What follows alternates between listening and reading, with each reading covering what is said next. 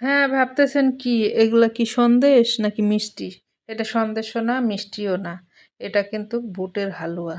খাইতে কিন্তু খুবই মজা হইছে। এটা খাইতে হইলে খড়ির চুলাতে এই বুটের হালুয়াটাকে রান্না করতে হবে। তো আমি খড়ির চুলাতে রান্না করার জন্য সকালবেলা উঠেই আমি ছাদের উপরে চলে গেলাম। ছাদের উপরে যেয়ে একটা খড়ির চুলা ধরাই দিলাম। জ্বল করতেছে আগুন। এর মধ্যে আমি একটা কড়াই বসাই দিছি। কড়াইয়ের মধ্যে কতগুলা বাদাম নিছি। চীনা বাদাম এগুলা। এই বাদামগুলারে খুব সুন্দর করে আমি পরিষ্কার করে নিব ভাজে।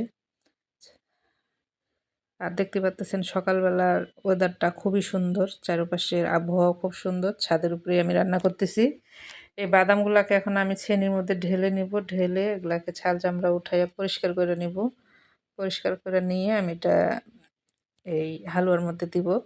তো ওই কড়াইটার মধ্যে আমি তেল দিয়ে দিলাম, কিছু তেজপাতা দিলাম, আর দিব 2-3টা দারচিনি, 4-5টা এলাচ দিয়ে একটু তেলের মধ্যে এটাকে ভেজে নিচ্ছি। হালকা করে একটু ভাজা হইলেই আমি এই বুটের ডালগুলাকে বাটা এগুলার মধ্যে দিয়ে দিলাম কড়াইয়ের মধ্যে। কড়াইয়ের মধ্যে দিয়ে এটারে এখন ইচ্ছা মতো খালি নাড়তে হবে, চাটতে হবে, কষাইতে হবে। খুব সুন্দর করে তেলের মধ্যে আগে কতক্ষণ ভাজাভাজি করে নিলাম। ভাজাভাজি করার পরে এখন আমি এর মধ্যে দিয়ে দিব চিনি। চিনি আপনাদের ডাল যতটুকু তার অর্ধেক মিষ্টি দিবেন। মিষ্টিটা আসলে যার যতটুকু খাইতে মন চায় তার ততটুকুই দিবেন। মিষ্টি কেউ কম খায়, কেউ বেশি খায়। যে বেশি খায় বেশি দিবেন, যে কম খায় কম দিবেন। আমি দিলাম চিনি। দেওয়ার পরে কতগুলো নারকেল দিলাম। নারকেল দিয়ে আবার সুন্দর করে নাড়াচাড়া করতেছি। আর এই খড়ির চুলাতে রান্না করার কারণে কিন্তু বুটের হালুয়াটা খাইতে অনেক মজা হইছে। খড়ির চুলাতে যারা খড়ি দিয়ে রান্না করেন তারা চেষ্টা করেন খড়ির চুলায় এইভাবে রান্না করতে। তাহলেই কিন্তু বুটের হালুয়াটা খাইতে খুবই মজা হবে। আর যে বাদামগুলাকে আমি ভাজে রাখছিলাম সেই বাদামগুলা পরিষ্কার কইরা ভাইঙ্গা তারপরে দিয়ে দিলাম। আর নামানোর আগে আমি 2 চামচ ঘি দিয়ে দিলাম।